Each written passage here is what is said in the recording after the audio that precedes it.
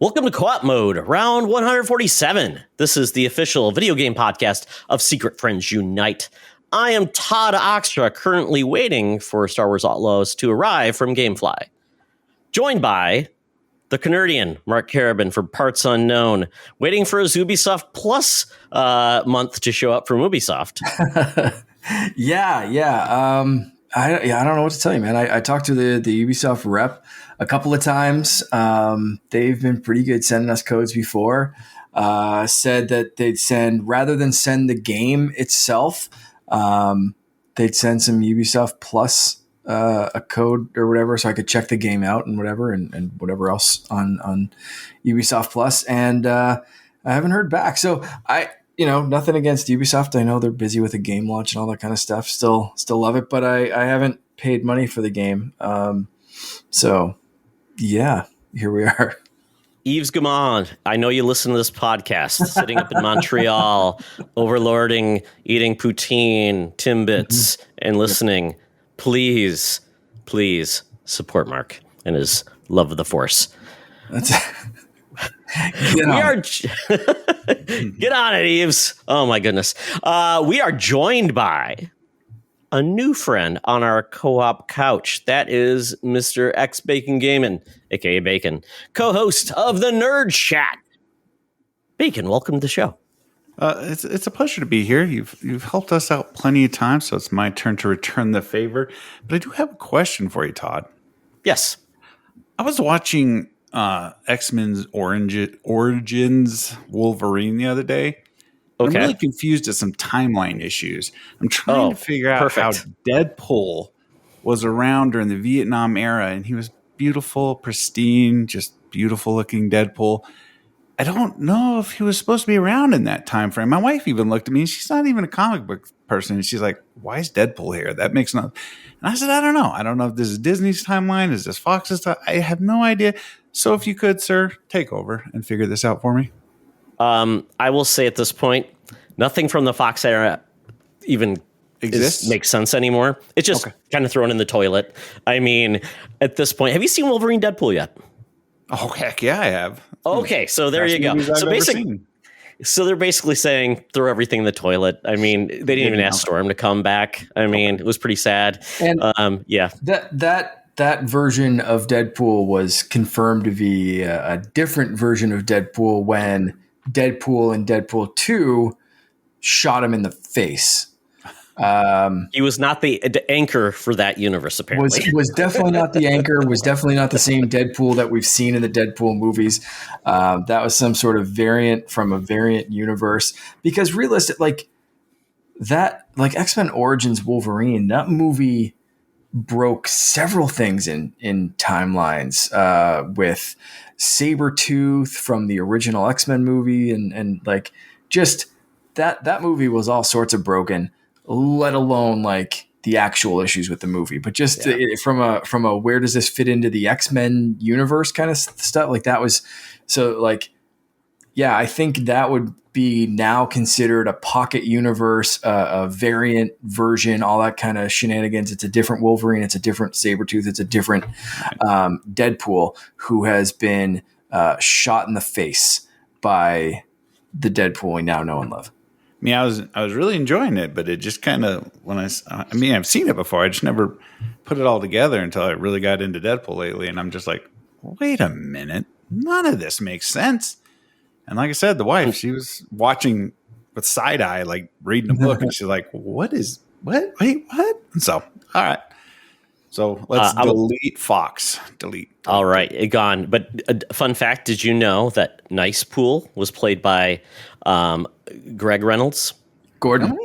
Oh, is it Gordon? That's what Gordon it was. Reynolds. That's Ryan Reynolds' brother. Okay. Evil twin. Who isn't real. Yes. But he credited him as Gordon Reynolds, which I thought was great.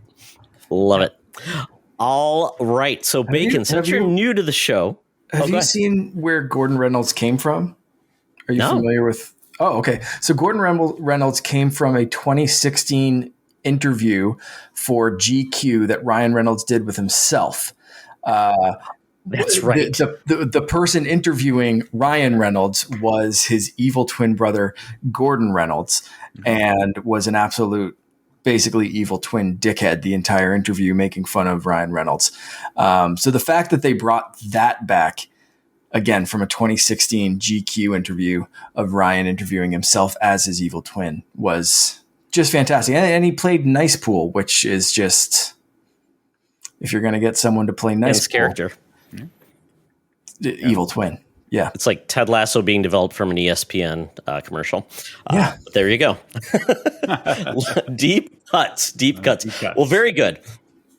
Well, Bacon, since some of the people don't know you very well as a gamer, you are a PC gamer. You play all the PlayStation games on PC. So we appreciate that. I don't think you own a Switch. Do you own a Switch? I've owned 2 of them and haven't owned them for more than a month each before I sell them back. Oh, my goodness. All right. I really want to be a fan because of my love for Nintendo, but I just can't play on bad hardware. No problem. So hopefully they'll be fixing that very soon. So your questions, you get 3. And I typically do this, and I'll mark. If you want to ask a question, by all means, jump in. First question I always ask, what was the first console you owned? Well, this is going to date me, gentlemen, because my first console was an Atari 2600. One of my first memories as a child, my dad owned it prior to me maybe being in existence. I don't know. But I do remember playing with him, not understanding what I was doing at the time, but I was very young. But the first real console, of course, it was the NES. My first console I owned, I got for Christmas, was the Atari 5200. So Bacon, I asked for that console. It was a pile of garbage.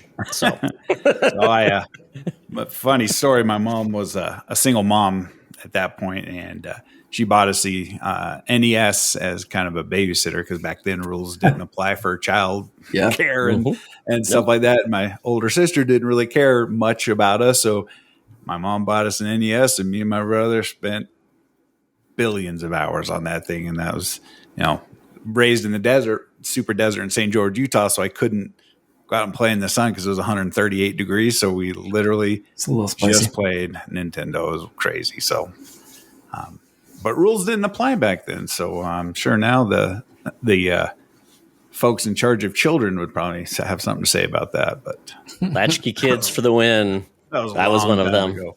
Oh yeah. Next question. What was the first game you bought with your own money? So, bought with my own money, would it count if I bought a skateboard with my own money and then traded that skateboard to a guy for the game Blaster Master on the NES? Yes. That does count. Absolutely, yes. I'm jumping in before Todd can even answer. That is incredible. Yeah. It was such a hard game, and I remember him just struggling with it, and I had my skateboard with me, and I just traded it straight across and took it home, and I'm pretty sure I never beat that game, but it was a good 500-600 hours minimum. Yeah. So wow. And finding his frog. Where'd that frog go? I don't know. We got to find it. Let's get a mech and a battle tank. Okay. Makes perfect sense. All right. Okay, Mark, do you have a question? Oh man. I love that. The trading a skateboard for a video game just tells me everything I need to possibly know, I think. I'll say I was much better at video games than I was at skateboarding, so it was an easy trade for me. So. Me too. Yeah, my skateboard never One I'll ask, you've mentioned trading a skateboard for games, but you've also mentioned like returning or selling Switch systems.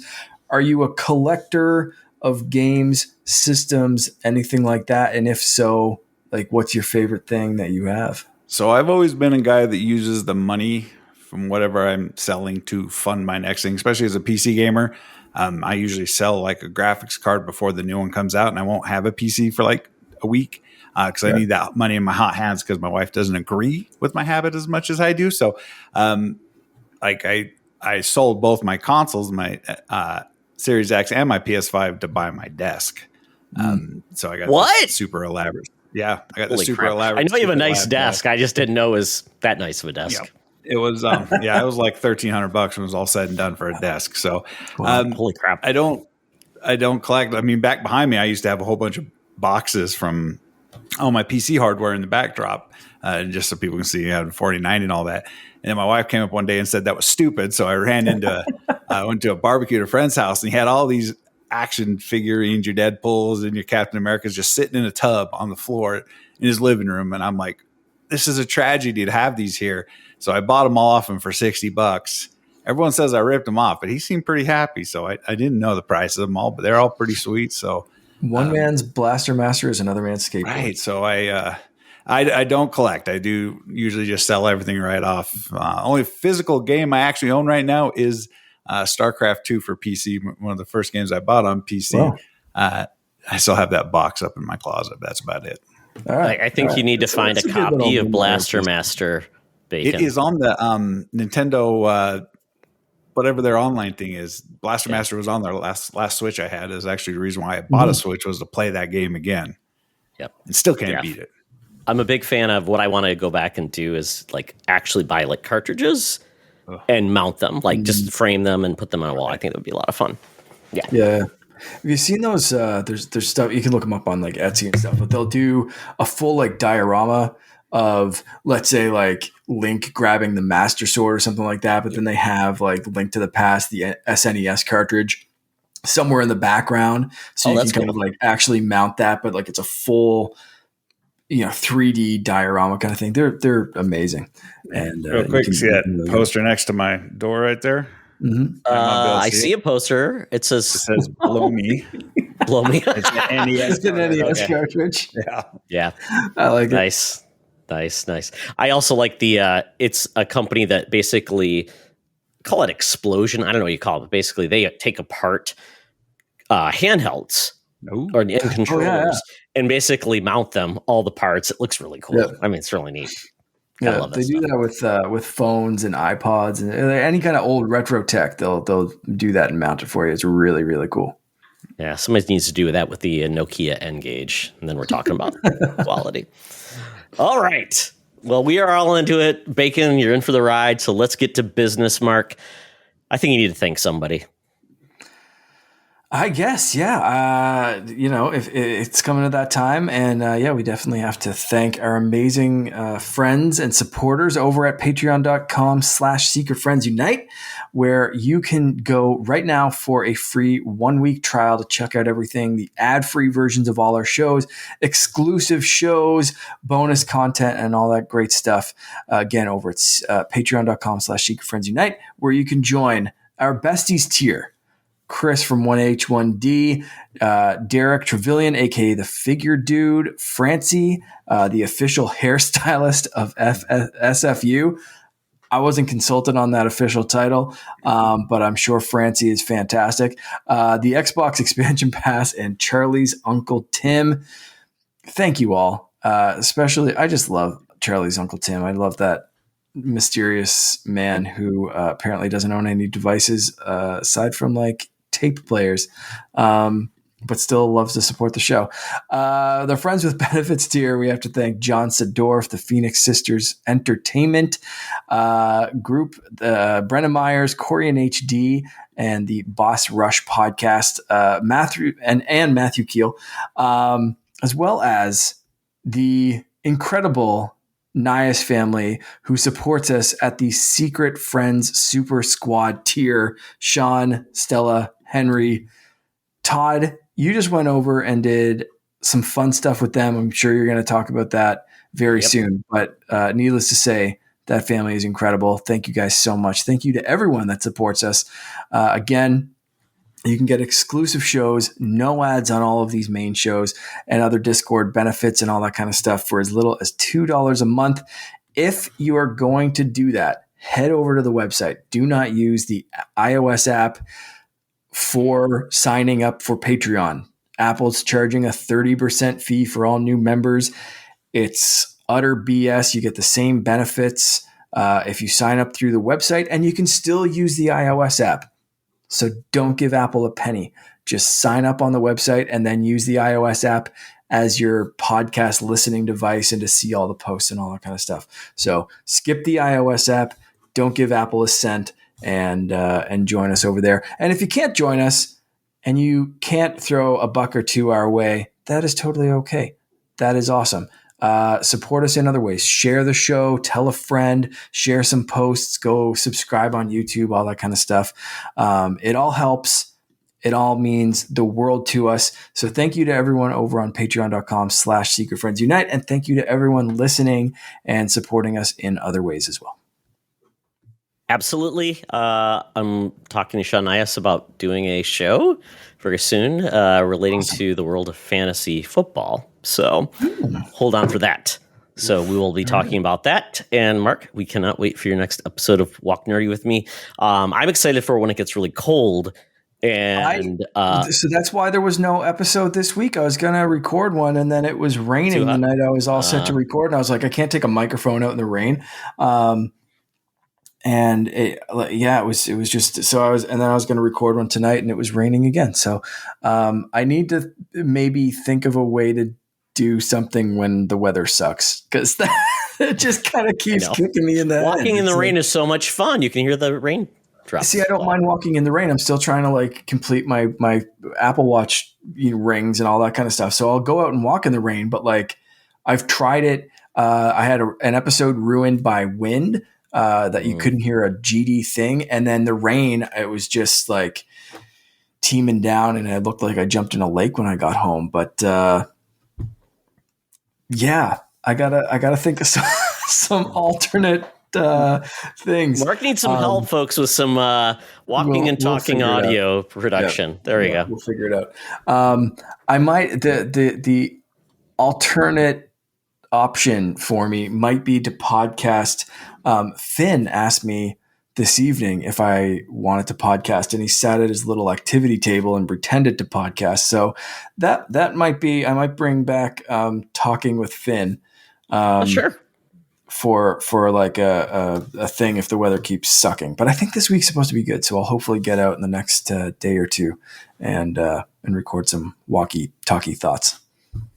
Well, stay tuned, and we'll see how Merc tames the elements. Yeah. But with that, we get into Buy, Rent, Return. This is the segment that really shows our true natures. So this week on Buy, Rent, Return, console updates. I know the best way to say this, but basically think about a console where they had an update to the hardware, and you're like, wow, that is so much better than what it launched as. So I have chosen the PS4 Pro, the GBA SP, and the Xbox One S. And we do have famous Seamus and Daddy Diwali, who both gave us their takes. So I'm going to read famous Seamus. Or Mark, do you want to take famous Seamus, and I'll take Dan's? Yeah, I can. Before we start, take Seamus's. Fantastic. And his is very similar to, I think, what mine might end up being. So, by GBA SP, the built-in backlight helped improve the GBA tenfold. Plus, the camshell helps protect the screen and make it easier to carry around. Can confirm. Rent the Xbox One S. The box being smaller helps and makes it look less like a VCR. Yep.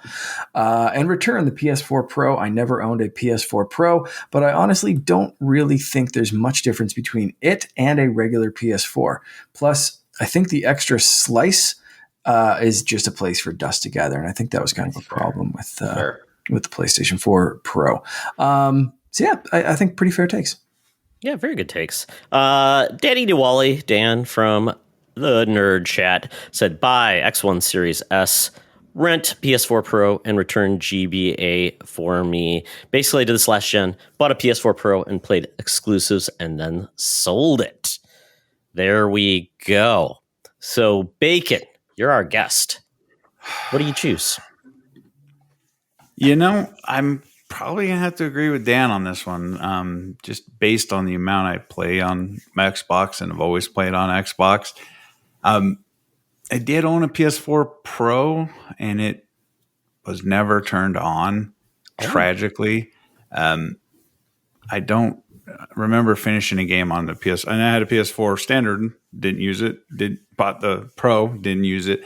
So let's see. So what is it? Buy, rent, return. So I'm going to rent the PS4 Pro just so I can play The Last of Us, maybe again. Okay. And then the Game Boy, I'm just probably going to return it because, I had the original big Game Boy, the AA batteries. It was pretty sweet. Mm-hmm. It was a lifesaver on family car trips, but a black and white screen wasn't too good, and the games weren't exceptional. So I'm going to return that one. That's my list. Nice. Xbox One S. Which Xbox One S did you own? I owned the VCR, and then I upgraded to the Series 1X. Okay, so I never. So not the 1S, the kind of the beginner's guide. You went to the 1X. Okay. Yeah, and I had to Frankenstein because I was on the insider ring, and it corrupted my hard drive. So then I had to perform surgery and put a new hard drive in it, and it never worked the same after that. I bet I did get full trade in at GameStop when I traded it in for the Series X. So it all worked out well. Hey, gotta love it. Yeah. Okay, Mark, what's your take?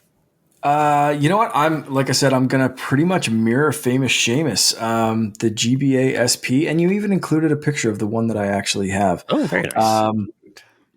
And I have this on my desk because of my new RG35XX. I've been playing the hell out of this thing the last couple of weeks, really. But I found a friend who has a Cricut machine thing, and they're gonna print these things. So I'm gonna make my new one look like my old one. And then I actually found someone that on Etsy that'll print the inside of this. So this thing's gonna look like that one really, really soon, which Bringing it back. Very excited for. Yeah. But yeah, my cousin owned the original GBA, and I kind of held off on that one. I was still playing my Game Boy Color for a little while, and this thing adding the backlight, man, Bacon, you said made the car trips and everything. Game Boy Color for me was great on car trips, but I always needed that little worm light and the flexi thing and all that kind of stuff, like all those little accessories. This thing didn't need an accessories, didn't even need a case because you could fold it up and protected the screen. You just fired this in a pocket or whatever I had with me, and that was it, right? This was all I needed. Didn't it charge or something too? Did it have a charger, like a chargeable battery, or no? Yeah, like rechargeable battery in this. Killed off the AA's. Yeah. So this was everything. This still works. I still have the plug, so the rechargeable battery still works in this. So that to me was like the upgrade. That was one of the best. Really felt like it was worthwhile protecting the screen and with a backlight and all that kind of stuff. So that was a worthwhile upgrade. Plus, the designs were just sick. Like they released this NES edition one. There was a few Pokemon special editions and a couple of other things that were just like they were really hitting it hard with all of that kind of stuff. More than just the usual here's 3 colors, pick one. So that was a great system. The Xbox One S and the PS4 Pro, I feel both of these were kind of incremental. And since I'm more of an Xbox fan, I'm going to give the rental to the Xbox One S, even though I actually skipped that one. I had the original Xbox One that I bought secondhand from a friend, loved it, but kind of recognized that it needed some upgrades. And that's where the One X came in, Project Scorpio, whatever you want to call it. Adding that speed, making it a little bit that was kind of the incremental step to the series consoles, right?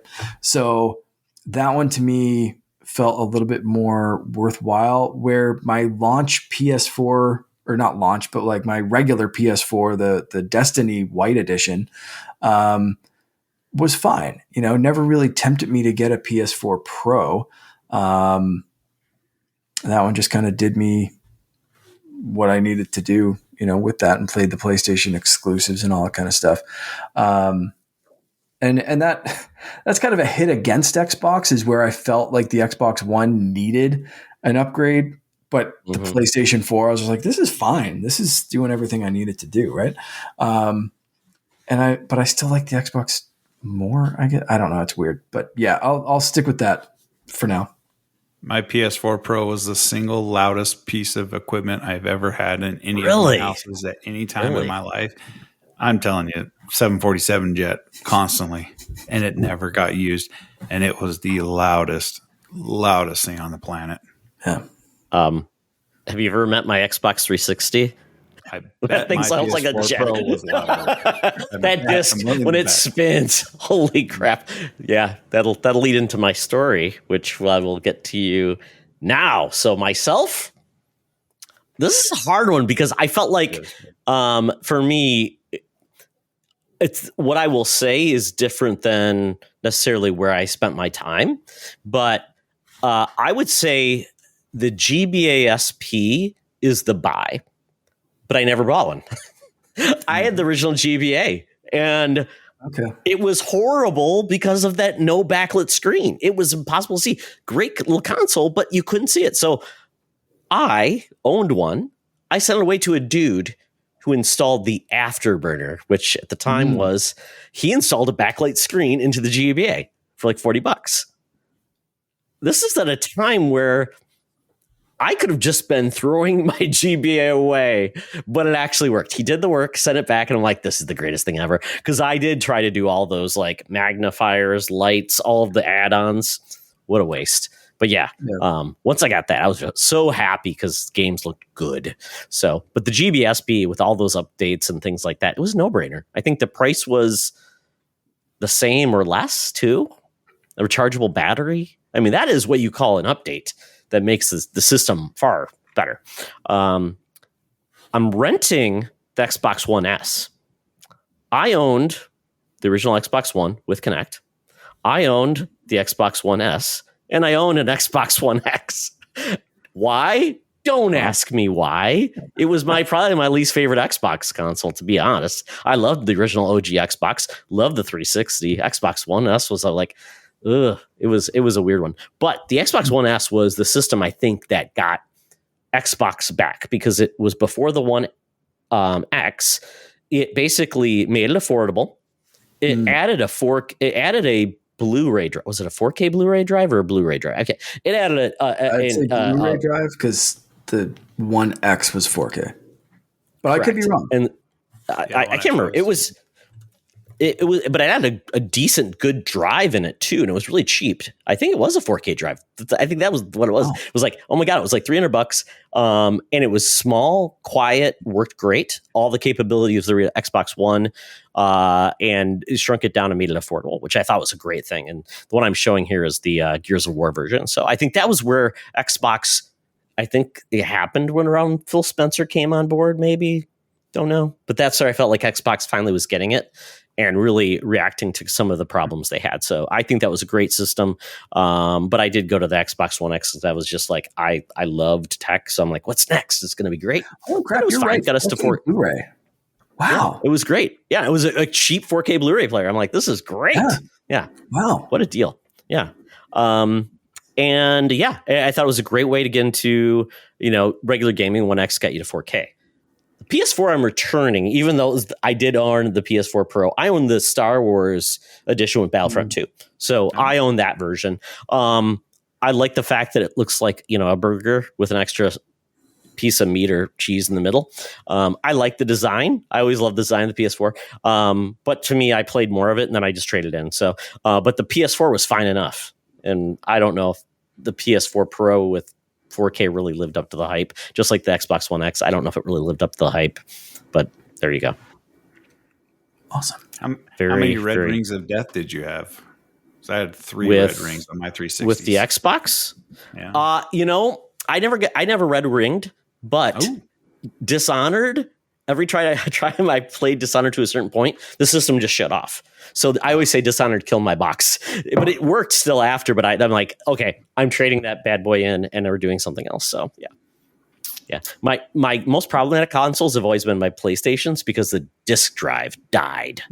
Like my Xbox, my original PlayStation, my PlayStation 2, my PlayStation 3, PS4 didn't die on me. It was fine. I just traded up for that. But yeah, PlayStation's always had a build qualities with its drives. So that's my challenge. Hey, Secret Friends Unite, let me tell you about Zencastr. We use them for our show, and now they're supporting us. Zencastr is now the all-in-one solution making podcasting easy. It's the ultimate web-based podcasting solution, provides high-quality audio and video podcast production and hosting. With a full suite of professional tools, podcasters can seamlessly record, produce, and publish studio-quality content, all from one dashboard.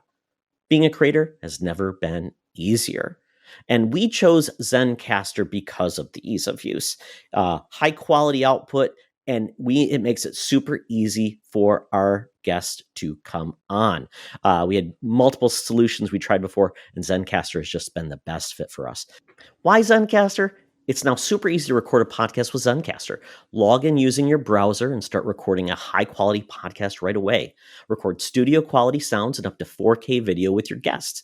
Feel a sense of zen knowing Zencastr's multi-layered backups ensure you always have your recordings in the highest quality, even if the connection is unstable.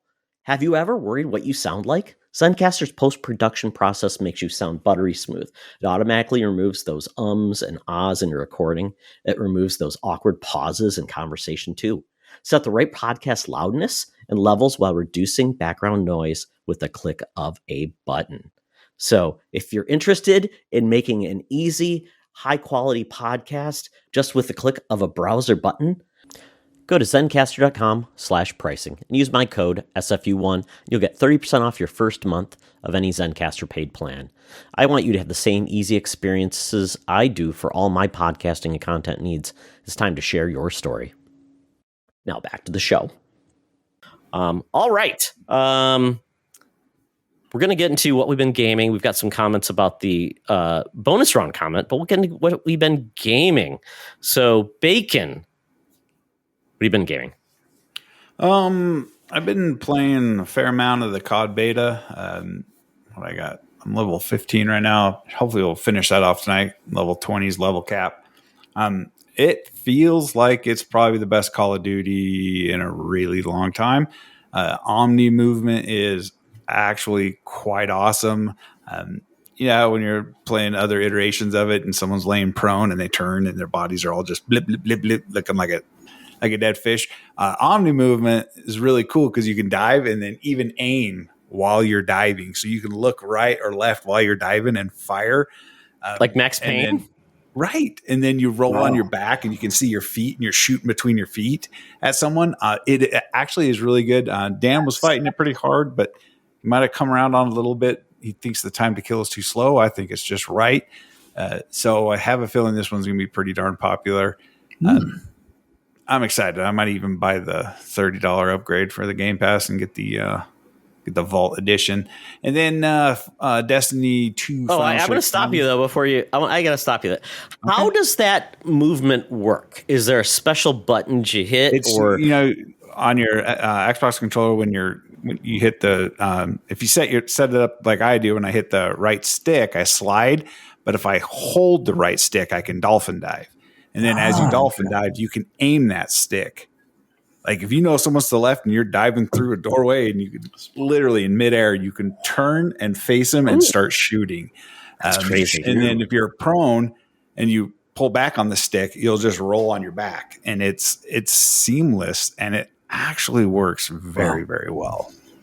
So shit, I might have to try this.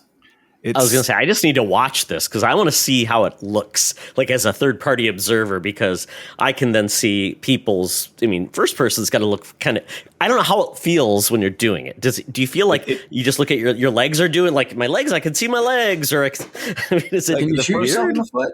The first, I don't know, I haven't tried to shoot myself. The first couple. That's what I would do.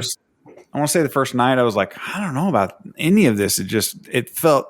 And you can tell it's different developers or different studios, in-house studios that make the games. It just feels a little different, like the audio and the mechanics felt a little. And then the second night I was playing it all just kind of clicked. And I feel really fast. I feel really fluid. You see some of these dudes that are really, really good diving out of second-story windows and turning on you. They might not be all accurate, but it is actually super fun. I have a feeling this COD is going to probably break some records, especially since Verdansk is coming back in Warzone. So I'm a big Call of Duty dude. So when does beta end? I want to say Wednesday, actually. Okay. So after this is, well, probably by that time this is out, this will be over. So sorry, guys. Yeah, I might have to get on that. And then the other game is Destiny 2 Final Shape. Finally came on sale in the Xbox store, so Chapo and I picked it up. And me, him, and Dan are running through it on Legendary. You know, Bungie and their shooting is always good. Their story is still nonsensical. I have trouble understanding what I'm doing. I'm just basically there for Dan at this point because he really wants us to finish Destiny. So I'll finally put a pin in Destiny, and I should never have to pick it up again. But it's a cool world. It's you know it's hard. I mean, Legendary is hard. It's super hard. So I'm having a good time with it. But that's about been my week. So I'm still stuck on the last campaign. I've been meaning to get back to it, finish it, because I want to get to the final shape. I've got my friend Sean. He's in the same boat. So my son has been my Sherpa. He's at college now. So I don't know if this is going to work. His PC's at college. So unless he's got some free time, I will try to do it myself, get my friend and his son now, since they've got their gaming PC. We'll figure something out because I need to finish the fight with Destiny. I've been there since the alpha on PS4 for Destiny. So I got to get in, finish the fight, and just have a good time. I've heard the final shape is amazing, though. Like, it's one of the best pretty good campaigns. Yeah. Okay. It's way better than Lightfall so far. So that's what I've heard. Lightfall is not the best. I am frustrated with some of their game elements and some of their choices in Lightfall. So I got to make it through, though. Very cool. Mark. Yeah. So I already mentioned I'm not playing Star Wars Outlaws, which is, you know what? I'm fine with that. Like I said, I'm playing a few other things. So I'm okay. And the early adopter, the people that paid for the deluxe edition and got it, what was it? 3 days early, 2 days early, something like that. You got the game early, but then there was like a whole bunch of bugs. And PlayStation 5, I've heard PC and PlayStation 5 saves. I'm not sure about Xbox. Apparently, everyone getting wiped. Everyone had to start over. So your 3 days early basically amounted to nothing. So you gave Ubisoft all this money for the deluxe edition, and they were like, JK, you got to start over when everyone else does. Here's a patch. And here's a stupid trinket for you. So like, hearing that and then just like not hearing back from the Ubisoft rep, I'm like, you know, I'm okay. I'm saving for a Disney World trip. If I can wait till Black Friday or Boxing Day sales or something like that, whatever it is, you know, Ubisoft games, Bacon, you kind of said it already, like Ubisoft games go on sale pretty quickly. Really quick. And I love Ubisoft games. We had a great relationship with them. From Assassin's Creed to even like Skull and Bones I had fun with. But if I have to put a pin in this one for a little bit, I might get bored. I know I have a bit of bonus coming at work this paycheck. So I might get bored and be like, hey, whatever, here's Star Wars Outlaws. But you know, for now, there might be a pin in that game. What I have been playing is a ton of Pikmin 4 because my son, we were watching some videos, some like Pokemon videos and stuff on YouTube, which he loves those. And then he spotted one that was someone playing Pikmin.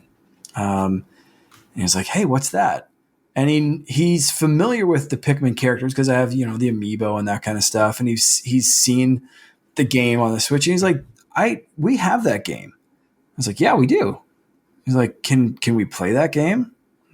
Sure. Yeah. So I re-downloaded Pikmin 4 and we started from scratch and he loves it. There is a co-op mode in that one, which I completely forgot about that. Yeah. But the second controller is basically a reticule on the screen that can throw rocks and some assist items and that kind of stuff.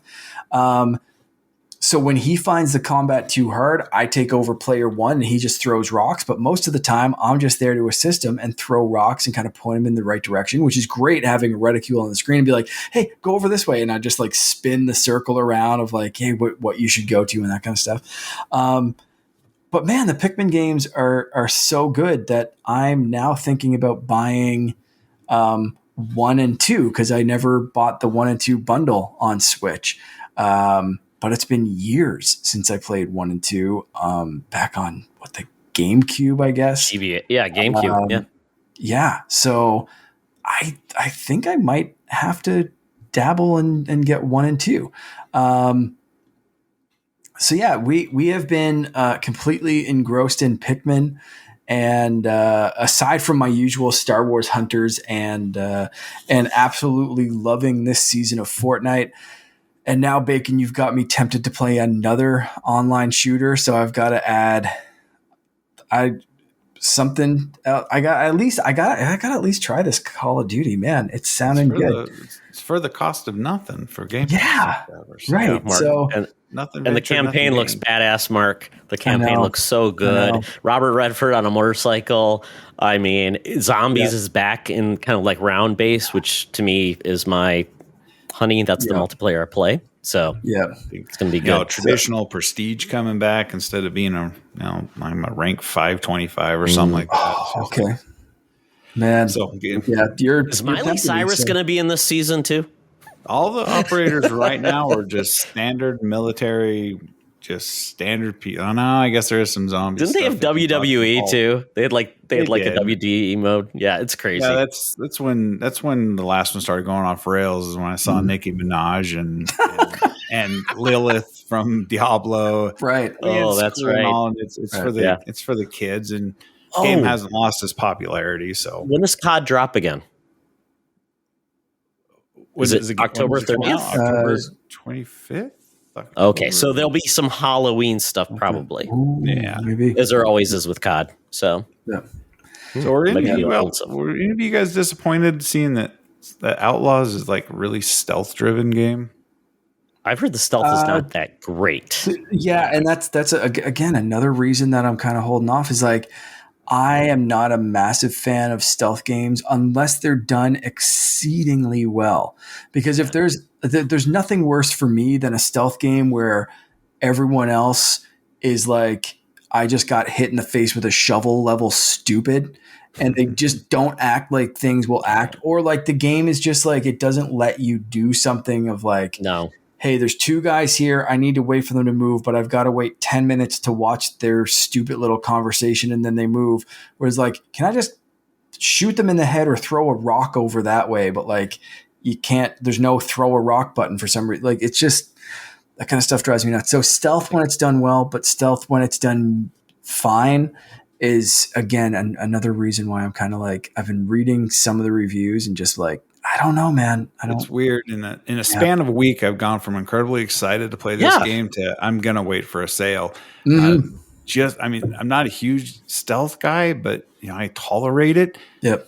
But that's not any Star Wars I can think of that's like super stealth driven. And I get it. There's no Jedis in this, and you can't just walk up and it's like asking Han Solo to be stealthy, right?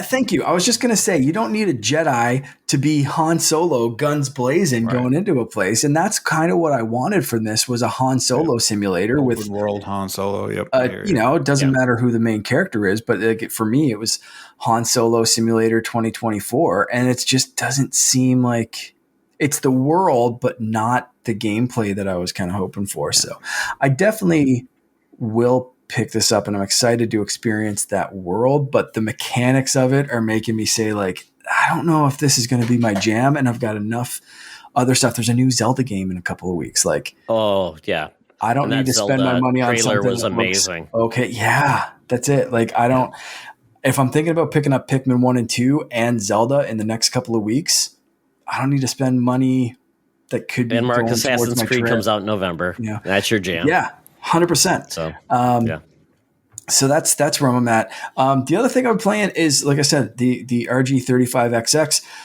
Absolutely loving this thing as a handheld. I did try to finally hook it up to my TV. I got the little mini HDMI output thing, but it was just giving me a super hard time trying to sync up a controller. Through Bluetooth. Yeah, really, really finicky. I finally got one to work, and it was laggy as hell. I was not super impressed. I did plug a controller in to the USB-C port. Just a standard Xbox Series controller, I think, is what I finally ended up plugging in. And it was fine. It was good. But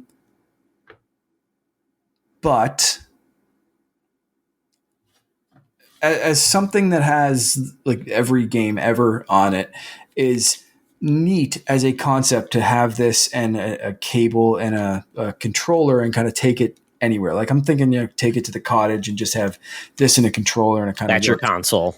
Yeah. With double controllers. Right. That's perfect. Yeah. But maybe I don't know if I have to talk to Batpix a little bit more. He did help me with some troubleshooting, which was fantastic. There may be some settings because I still noticed it was a little laggy or it didn't feel right. And it feels really right playing handheld. So there was something between maybe it's the HDMI or a setting or something that I missed that it just doesn't feel right versus playing on my SNES Classic, which I've hacked and loaded a ton more games in. Oh, really? Super easy to do. Love the controller on that one. Like that one's good. So if I need to take something this size with me to plug into a TV, I'm probably just going to still take the Classic. You know what I mean? Like, and I even have a wireless controller for that. So like, I know it works. I know it has the games I want to play. I'm not super concerned. So like, this is still my perfect handheld, but like, I was hoping it would also be my perfect, like retro console all in one kind of thing. But so far it's not that. Again, need to like tinker with some settings or do something, figure out RetroArch and like really dive down into it. And I've been looking at some Reddits and stuff for tips and whatever. Apparently there's also some Discord channels that Batpixel suggested I try out. So a lot of trial and error. It's still very new for me, but as of right now, it is still, like we talked about last week, perfect, absolutely perfect retro handheld. Not so much cutting it on the retro console, but we'll see. I wonder if like an 8-bit dough. 8-bit dough seems to be like the most like it just works everywhere. Could not get Didn't that work with yours? Okay. No, not at all. Yeah. It was recognizing. Have you tried a Google Stadia controller? No. I have one. The 8-bit dough, like it came up in the list. It was there, and I was like, "Let's go!" And it just none of the buttons were working. I tried to remap the buttons. It says hold in up for 3 seconds to kind of like get it to go. Nothing. Had to like hard reset the console because then no buttons would work. Really finicky thing, but I don't know. I'll keep tinkering with it. I might even try some like some of the community OSs or whatever. Batpixel was talking about MuOS. He gave me a list or a couple of recommendations of other Batocera, and there's another one that he mentioned to like research what they have, because I know like MuOS turns off Bluetooth, which I thought was bad, but then when there's lag in the Bluetooth control, I'm like, well, who cares about Bluetooth? Maybe MuOS apparently gives better N64 emulation and a couple of other things that might be more beneficial, including a better version of RetroArch, which might help with this translation to the TV. So I don't know. There's some pros and cons and things that I want to kind of like fiddle with. We'll see how it goes. Just send it to Batpixel. I'm sure just like my Afterburner will go well. Yeah, exactly. All right, gentlemen, really quick recap. Luigi's Mansion 2 HD. I got through 3 of the 5 levels. Awesome. And got enough done. Okay. It is not Luigi's Mansion 3. Let me just put it that way. It just feels a little bit too much like I've been there, done that. It feels like I just not having the wanderlust of that game where you could just go. It was like open world. I want more of that, but this game was fun. I'm glad I got to play it. Looks great. If you never played a Luigi's Mansion game before, play this one first, then get to 3 because that's the real deal. But it's back. Gamefly has it back, which allowed me to get Star Wars Outlaws eventually. It was shipped. I'm waiting for it to arrive. Labor Day. Happy Labor Day with a U, Mark. Canadian. Yeah, thank you. I sometimes forget. I asked my wife today. I think Canada has a Labor Day, don't they? Yeah. It was a full day. But it's with a U, so it's even better. Weekend. Yep. Yeah. Yeah. So yeah, I'm waiting for Star Wars Outlaws. So I'm very excited for that because I think it will be a good time. Hopefully there's another patch before I play it, so I don't lose all my progress. So please. That one quick question. Has been patched, but yeah. Okay. One quick question: is Ubisoft where there's a cloud save anywhere where regardless of how you play it goes there, or is it only per platform? I don't know. I think that's like a per game kind of thing. Maybe I'd have to look that up because that's where the Ubisoft Plus comes in. Like, start it there, right, yeah, and then maybe play it on when you buy it for cheap elsewhere, so you don't have to subscribe. So that's my only thought. I'm like, I'm not 100% sure, and they were advertising the game on college football last night. LSU, what was the LSU USC game? Tons of ads. Xbox. It was like Xbox. Blah, play it there. I'm like, just when Xbox starts advertising, and it's the game that is struggling, which sucks. Yeah. And I'm like, and Disney's like, damn it, Xbox, you're going to advertise this damn game. Yeah, you're going to do it. But they had like QR codes where you could like snap and say you get this thing. So I got something for Star Wars Outlaws by clicking the QR code. Disney Plus was offering the same one, but your Ubisoft account and your Disney Plus account had to have the same email. I'm like, damn it, Disney. I don't know if they're the same. They're not. Mine definitely are not the same. So yeah, it didn't work. But the one from Ubisoft Plus, it just went to it. So I'm assuming when you connect your Ubisoft account, it'll go to it. So if I can find the link to it, I'll share, and everybody can have that. But I'm sure it's on the commercial. If you watch it now, you'll see that there. But I'm glad they're actually advertising this. But it's a shame that when they're putting all this advertising behind it, it's a game that just is getting so reviews. A game, though, I want to give a big shout out to Gimpy Jay from our Discord. Jason Marshall's pretty great guy, runs a great game blog, covers a lot of indies. He invited me to the Deadlock invite trials on Steam. So Deadlock is the quiet secret Steam and Valve has had about this new game they've been developing. And it's basically everybody knows about it, but Valve doesn't want to tell anybody. And it's finally going through like basically hidden betas, invite only.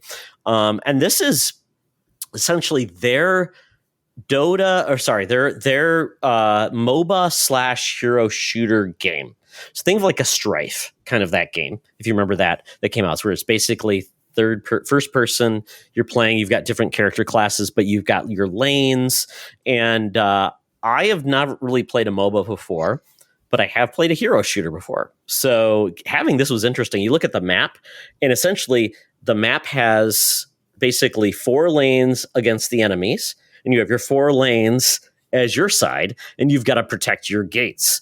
And basically you've got 4 players that you go out with. It's a hero shooter. It's first person. So you've got essentially all these abilities. You update, upgrade all of your abilities. I think there's, you start off with 2 abilities, and then you can then unlock a 3rd ability, which you then can upgrade with points. They call souls is basically what you get. There's health. There's all these things. And there is 20 characters. It's amazing. 20 characters, all different varieties. Your tank, your sniper, your healer, your all these different varieties that you're used to. All are unique. One guy looks like Hellboy, which I thought was kind of cool. One guy looks like a robot. One guy looks like a Russian, and it's all different. All these. One guy's a gelatinous Uzi guy. I like how you just listed like some of the weirdest people, like a gelatinous cube, a robot, and a Russian. Like just that's your random. It was like one of these things. You're robot. You're a gelatinous guy. You're Russian. Yeah, you're robot. It's a standard weird video game archetype. It's like, hey, we have like the like Hylian attack twink, the giant robot Hellboy guy, and the Russian. Absolutely. All right. The one thing they've added, though, they added like a railway system where you can jump up and grab onto it, and it takes you down to different parts. So it reminds me of like BioShock Infinite. If you remember that, there was those arenas where they had like the rails. Yeah. So I added that, and it's very much like you've got to take down their big guy at the end to take him down. What I like that they did over like Concord, which is the new game that's coming out that everybody is basically, well, nobody's playing. Everybody's talking about how bad it is, but nobody's actually playing it. It's $40. There's characters. It looks like Guardians of the Galaxy. I think the game plays well, but it's just, I played the beta. It just is not there for a big audience. This one though, I was looking, 150,000 people are playing this game, and it's invite only. Holy shit. It's crazy. It is crazy. Numbers. Exactly. Yeah. I had no problem finding people to play with. It's very easy to get into. I have the ability to send invites to anybody on Steam, so let me know. Friend me. I'll send you an invite. You'll have a good time. And what I love, they have a thing called a playground. I think it's called Playground. You can just play any of the characters just to try it out. You can just see if that character is for you. You're not committing. You're playing around with it. You can then upgrade and get points to get all of your upgrades unlocked, so you can see what your character will eventually kind of be like, which is great. Who wants to choose a character class that isn't for you? And you play around. There's basically bots that are with you. Some abilities, though, are dependent on having other heroes with you, though. That's the only thing you can't try out. So basically, it's like a support thing or a buff thing. So I'm highly impressed with the game. I don't know what their model is. I'm assuming it'll be like Team Fortress Classic or, Dota or something like that, where it'll be supported by probably cosmetics or maybe a season pass. I don't expect it to be pay, and I don't expect it to be pay for characters. Yeah, I don't know. That makes sense. Yeah. So Bacon, if you're interested, I can I'll friend you, send you an invite, try it out. It's pretty dope. It looks great. Their character designs are very good. It reminds me of like Blizzard's Overwatch characters, where they have a lot of dialogue too, which is pretty funny. They're always commenting, and I guess Concord, they have like one line, that's it. And it's supposed to be a cinematic game that engages characters. So it's interesting that a team like Valve, and I was looking also, Valve only has like 400 employees. Wow. And of those 400, 80 work for Steam. So that tells you only 320 people are making games. And those are some of the most successful games in the industry. Crazy. Yeah. Amazing. So there you go. That is Deadlock. Check it out. Shows you also what good character design and like entertaining kind of that's why I'm hooked on Star Wars Hunters. It's like, I don't know if you saw on Instagram, like I grabbed that half-second clip from the Nintendo Direct thing, and I actually posted it before Zynga did. Or any of the Star Wars accounts, because I grabbed it and it was just like, holy shit, here's the next Hunter that's coming out in September. And it's an Ewok in a miniature ATST tank. Like, that's amazing. Yeah, I can't wait for that character to drop. Like, they just keep knocking it out of the park with these like interesting, fun, engaging looking characters that if you're a Star Wars fan, even casually, you'd be like, oh yeah, I remember the cute little murder teddy bears and like those kind of walker things. Like, this is a mini one. That's adorable. Let's play. But it's like when you get that kind of thing, like you said, it doesn't have to be a licensed or whatever. It's just engaging characters, fun lines, cool designs versus like, here's this like cliche cookie cutter character with one line. Please pay us money. Yeah. And then we'll say, we'll get you more cinematics and things like that later to make you love the characters more. And I'm like, that's hoping a lot to get there. So check out Concord on PS Plus probably in a couple months. Oh, Bacon. Don't check out Concord. There you go. No, it's a rough call. Poor game. I think there's less than 1,000 people playing it. So that's good Lord. That's rough. And that's on PlayStation and PC right now. So that's not a good sign. A game I am playing on PlayStation Plus that I just started was one of the monthly games from this month. I think you can't get it anymore. Or maybe you can get it today before tomorrow. But it is a game called Ender Lilies. Once again, these Japanese games with their names. I don't understand what it means. But you are playing a girl who gets basically a ghost who is helping her defend herself. So he's almost like it's like a defense character with her that's like a knight. And she can gather up other characters that you defeat and gather them as well. It's like a Metroidvania, but all the offense is done by like this knight ghost character. So like slashing, hacking. The first boss you beat is like this automaton lady with a what's the spike on a stick called? Lance? No, the spike on the stick. It's like the spike ball. Oh, like a flail?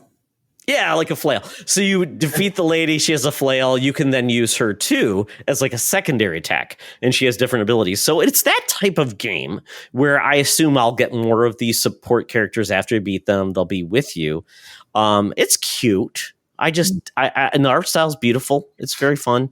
Not a lot, no voice acting. It's a lot of reading. The cinematic score is amazing, but I just didn't find the actual playing of the game that interesting to me. I've played other Metroidvania games which are far more engaging from a combat perspective and exploration perspective, but this one's out there. I want to try it. Jason recommended this one to me. He said try it. I'm like, well, I will. I played it Plus.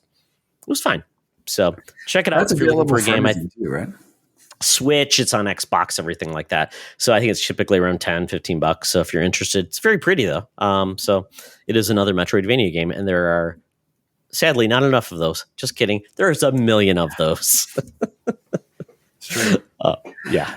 You mentioned the Japanese name in this one, and Ender Lilies not making sense. That's not the full name. The full name of this game is Ender Lilies Quietus of the Nights. Sure.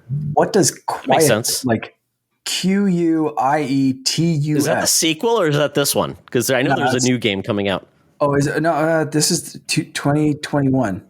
I think that's the one. So this is this game. And there's a sequel to this game coming out, and it has an even longer name, Mark. So there you go. I love it. Quietus. Yeah.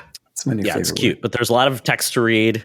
You're like picking up all these logs, and it's like, oh, I don't want to read all of this. Don't make me read, please, video games. Don't make me read. It's fair. The sequel is called Ender Magnolia Bloom in the Mist. Oh, boy. Holy. Say that 10 times fast. Yep. Somebody likes flowers. Yeah. The Tom Cruise films. Vanilla Magnolia. Sky. Yeah, there you go. The ongoing joke there, Mark. Dan wants everyone to watch Vanilla Skies. It's a terrible movie. I've never watched it. Don't. Mark? Or not. Okay. I can't remember. Tom Cruise and Cameron Diaz. It's not good. Sounds familiar. Oh, Penelope Cruz is in that one too? Yes, or is it Penelope? They're both in that one, aren't they? I think they're both in it, right? Yeah. It's not good. Tough decisions, Tom Cruise. I have decides between two hot women. I guess I'll never know. Problems. Maybe I'll have to figure that out eventually. And then lastly, this was a big surprise. This warms my heart. Epic Mickey Rebrushed. So this was the game that was trapped on the Wii. The worst system in the world, looked not attractive. The art style was amazing. Warren Spector said he's going to really make a cool Mickey game that feels different. He made it for the Wii, and we said, oh, the Wii. Playing it on Steam, though. This game's effing awesome when it was on the Wii. Yes. So I don't know what you were saying, but I utterly enjoyed this game when it came out. Mark, that Vaseline on your screen, having to use the waggle and the Wiimote. Having played it though on Steam, the game looks so beautiful, controls so well with the standard controller, and I wanted to keep playing it. The demo shuts me off. I'm like, damn it! I think this is an amazing game. Finn will love this game, Mark. It's amazing.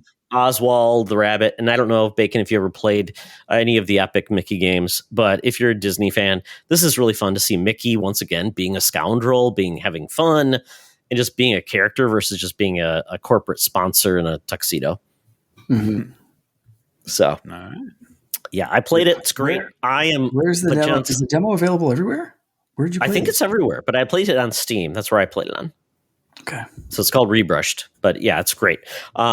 But my heart is really, I've pre-ordered Astrobot and I'm waiting for Outlaws. Then Space Marine 2 comes out on, I think, Friday. So I'm just like, the games are going to start coming and not stopping. So I got time for the games that I love, not games that are just okay. So I think the playtime's over, gentlemen. We are in the fury of the moment. So pick your games wisely. Am I the only one that thought Space Marine 2 was in Game Pass? Wait, it's not? For the longest, I thought it is. I don't think it is. What? I'm pretty That's why sure I didn't think about buying it.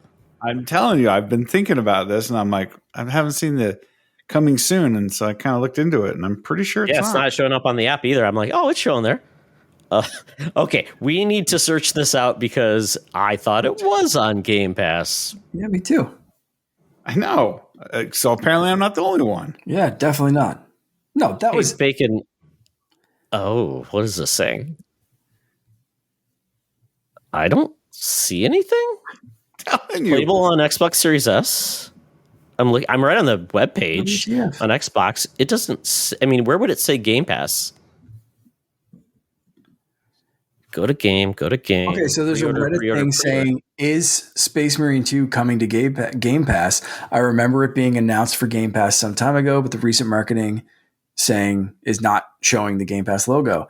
And someone said, what? Oh, no. No, it is not coming. Right. I swear it was Game Pass.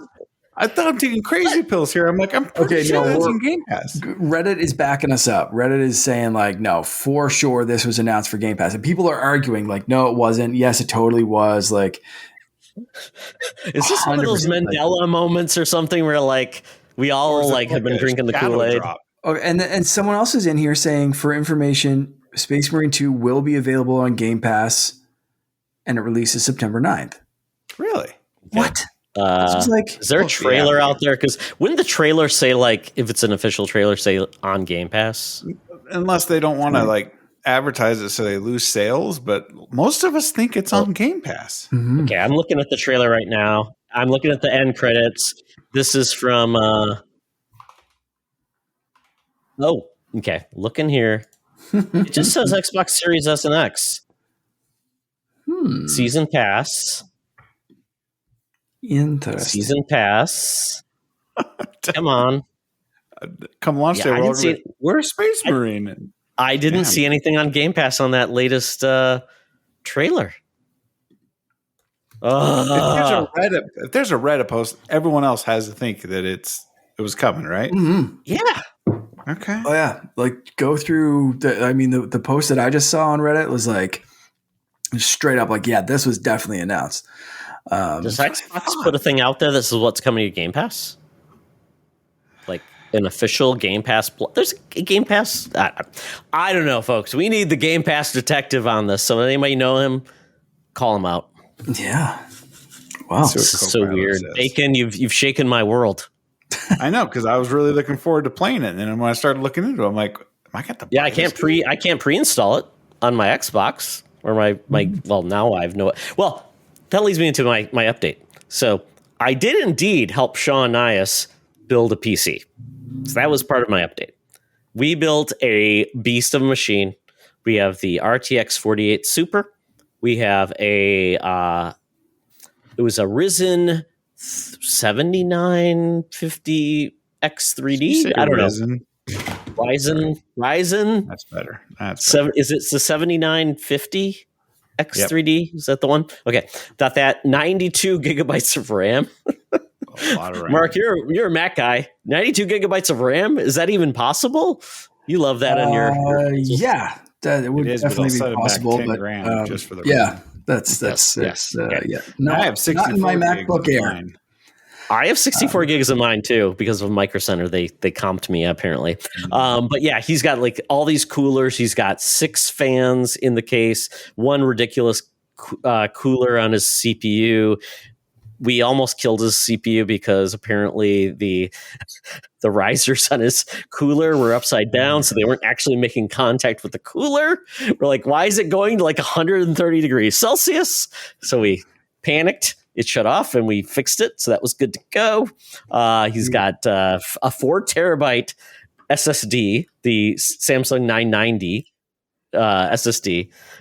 He used an old PlayStation 1 terabyte SSD as well. So he's got 5 terabytes of stuff there. He's got the 49-inch Samsung 1440p screen with 240 hertz of refresh rate. That's the end game monitor, fellas. The end game. Oh, it's all ridiculous. You'll ever need is that monitor. Yep. And what is the first game he played on it, Mark? Fortnite. Well, not him, but Tetris. Henry. Roblox. Nope, he played Fortnite. Fortnite, okay. Of course. Yeah, so there you go. And we are Steam family friends now. If you're going to show off a game, Fortnite's not. It does look pretty good. They're using what? Unreal Engine 5 and all of the tech. And he looks, they've got some pretty impressive tech in Fortnite. Yeah. If you can turn it all on. I told him to play Hellblade 2 with his son, but I mean, depression battling. Yeah. Maybe not. Family weekend time. Exactly. Okay. And then, my last story is I finally sold my Xbox Series X because I have my 4070 PC. I'm good to go. I don't need an Xbox anymore. My son went to college, so I can't do both. I don't need that anymore, so I'm good to go. The first offer on Facebook Marketplace was a 1990 Toyota Camry or Corolla. That was interesting. I couldn't tell if they were banging on me, but I'm like, that sounds like it's going to cost me a lot more in the long run than an Xbox Series X. So probably not. So I said no.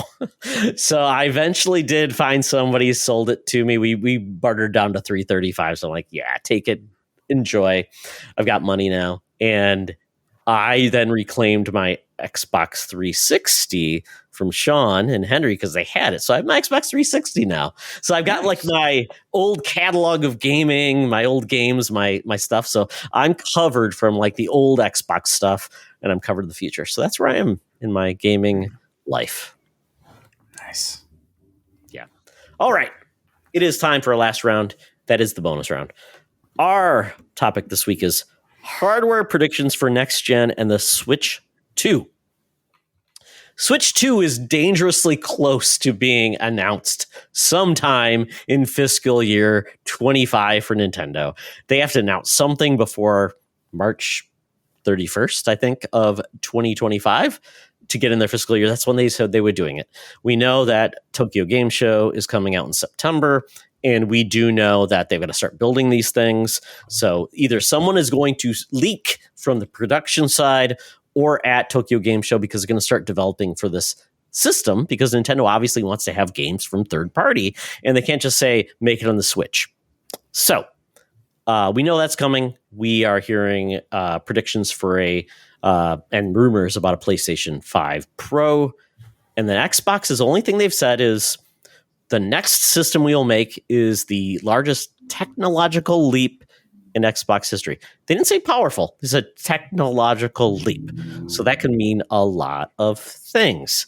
So this is kind of like our place in the sand as of right now, because it doesn't really matter because things could change. But we're going to take our thoughts on what our predictions are for the next gen of PlayStation, Xbox, and Nintendo. But before we do that, we're going to go into our comments. So thank you to Daddy Diwali. He's a spicy take. Bacon. How would Dan say it? How would you say spicy take? Okay, there we go. Yeah, because he does this like all these things. Spicy. And obviously, there we go. Spicy take. Maybe do funny faces. Spicy take? Like over like caricature. Hope he doesn't watch this. Yeah. Oh, yes. He's got to. Spicy take. Xbox needs a handheld like Switch. Maybe a hardcore device needs to be like a PC. Is that close enough? That is. And funny thing, the reason why he does that now is Zenkai, our buddy on YouTube who has like 1 million followers, kept telling us our thumbnails suck and we need to put our faces on our thumbnails. That's why we started doing that. But we were also told we should run down the news and notes or everything that's going to be in the episode prior to getting into the story so people know what's coming and why they would stay. So that's why Dan does that now at the intro. Series X? Is it dead? And that's why we do overdone. It that way now, so. Mark, if you could just start doing that for us, that'd be great. You want some I can give you some great images in my face? Yeah, definitely want to do that. By all means, take it all. It's yours. No trademark, Todd Oxtra. And then Dan says PlayStation continues to be PlayStation and a PS Vita 2 because Vita means life. Dinero Primero says, that's not a spicy take at all. That's kind of like what I want them to do, a traditional under-the-TV console as close to PC as possible, and then a nice handheld that can be their 2-SKU approach. And then Dan comes back, okay, spicy take. Only handheld like Switch device, no other hardware. Ooh. That's crazy. Mm-hmm. We've heard it from the minions, the good people out there. So I'm going to turn to Bacon. We talked a little bit about this when I was on the Nerd Chat, a little bit about kind of like where this is headed because of PS5 Pro, but we really didn't get into Switch because Switch is just kind of like not even acknowledged on the show. So what do you think? Where are you at with Xbox, PlayStation, and Switch numero dos? So I'll start with the Switch. I hope that I have a 4090. I have a 16-core processor in my PC. I spend a lot of money on stuff because I want the very best. I want the Switch to be competitive and compete with my ROG Ally. And I don't think that that's impossible for them to do because I can play a lot of AAA games, give it 1080p, 720p or whatnot on the ROG Ally. But there's going to be a price point attached to that. And I don't think they're ever going to be able to hit that Switch price point. And that's what scares me is they're going to have to dumb down the quality again to meet that $300 price point or whatever they live at. Today, I don't think they're going to hit a $300 price point. I think it's going to be a $400 Switch. So I'm hoping for that. And I'm also hoping that the Joy-Cons don't detach from the console itself. Whenever I had one, I always felt like it was so flimsy and I was going to break the Switch whenever I played with it. So, if you do need to have a Joy-Con, they should just sell whatever it is separate, wands or whatever, so you can play all your motion games or whatnot. I just want it to be one continuous unit.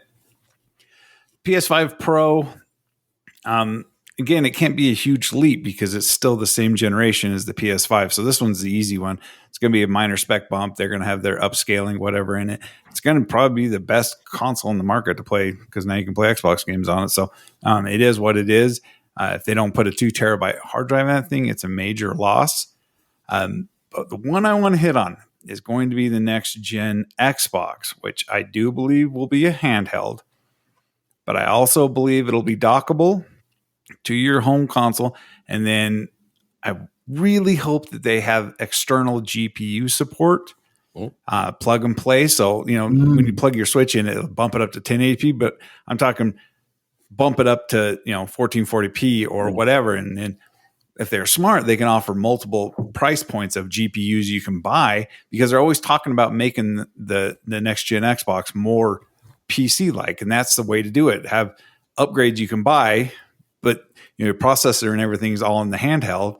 And then I even like the idea of them having the SD cards that you can keep games stored on. And so you don't have to always be downloading games. You could just like the old days when we had our saves all on those little, flash drives. So the ROG Ally supports external GPUs. So I think that would be a really cool way to do it. And it's all, in the dock and you just plug it in and all of a sudden you have a 1440p or a 4K machine and then you have your keyboard and all that mounted into it.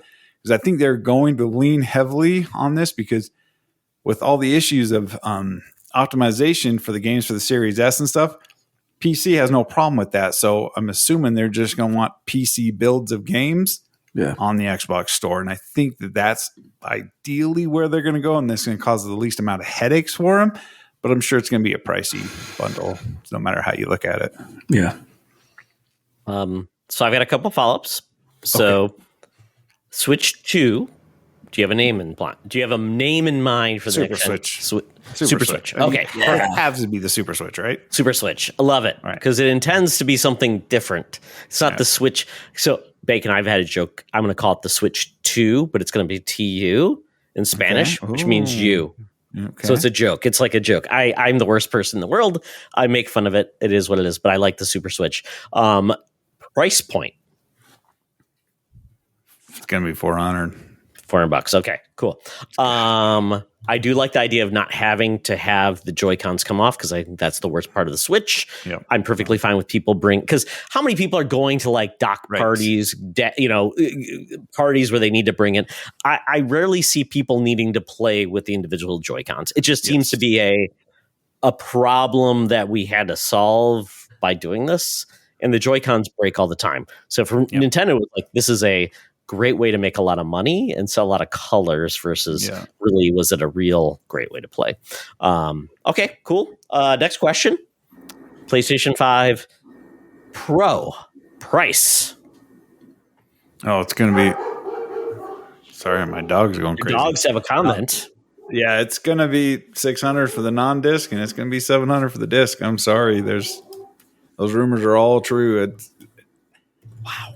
It's going to be a pricey boy. I mean, that disc drive alone is $79 on Amazon. So I'm sure it's going to be the same footprint as the Slim or whatever the last refresh they did. So you can buy just the digital and then you add the $79 hard or disc drive on there. So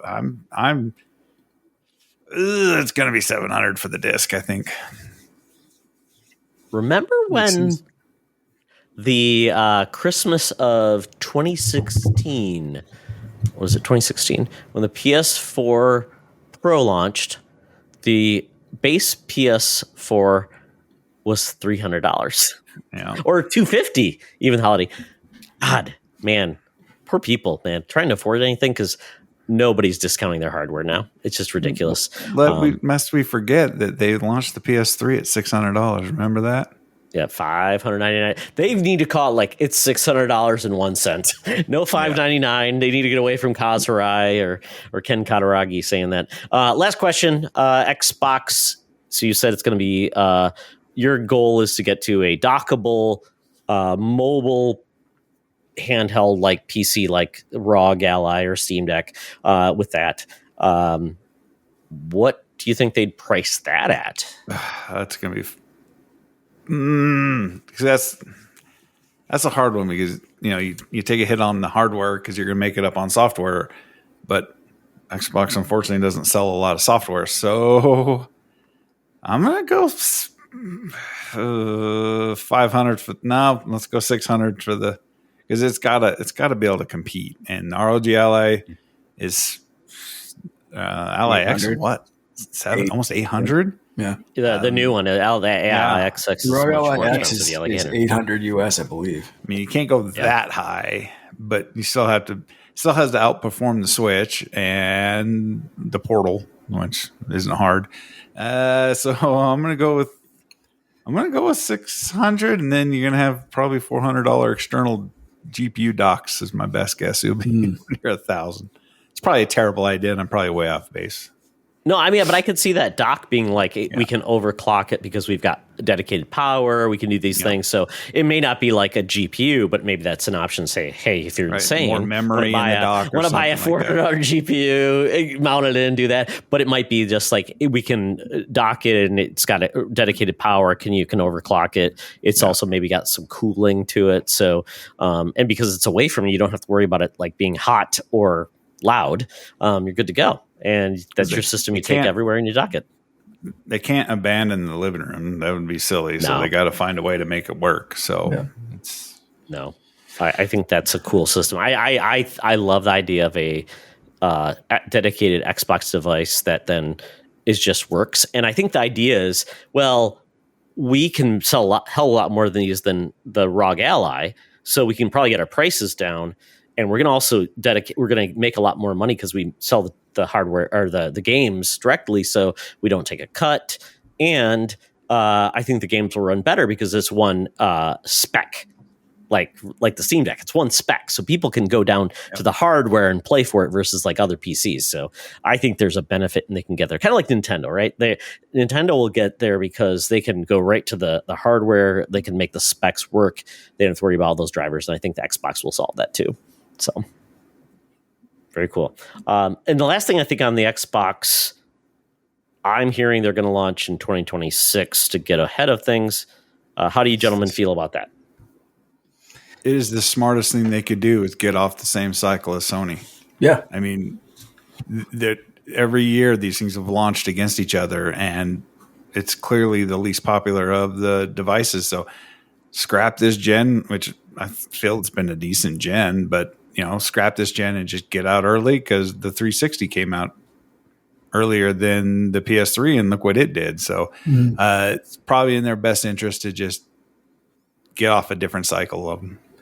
And realistically, we mentioned earlier in the show the Xbox One X. That was like a 0.5 upgrade for a system.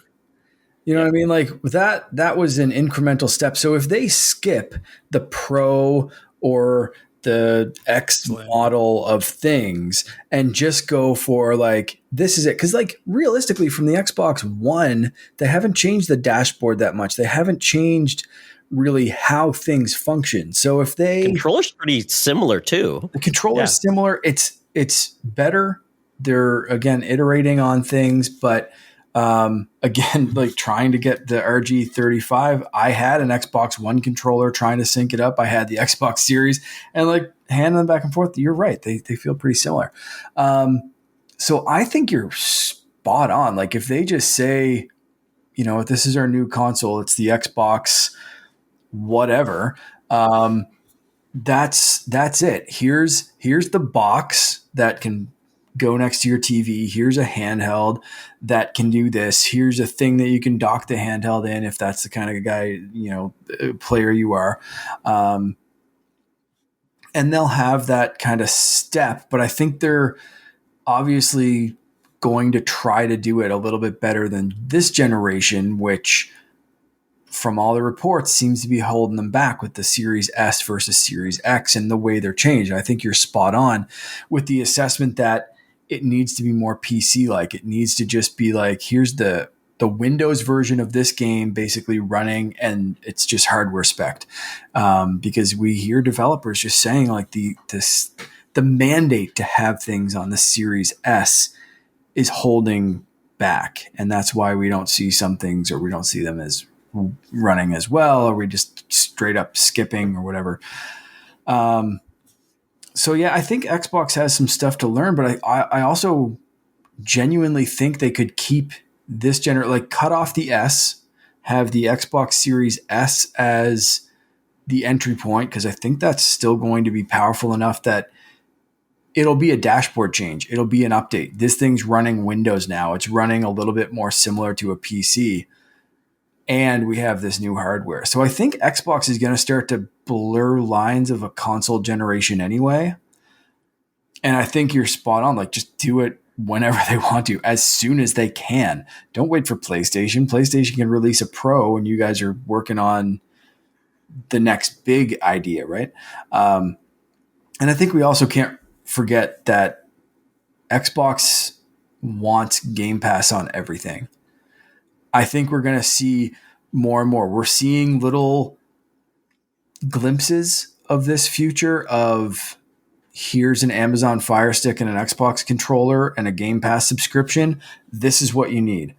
And there's going to be people at that level and then at the higher level. So I think Xbox is going to be doing some really weird shit too to try to differentiate themselves.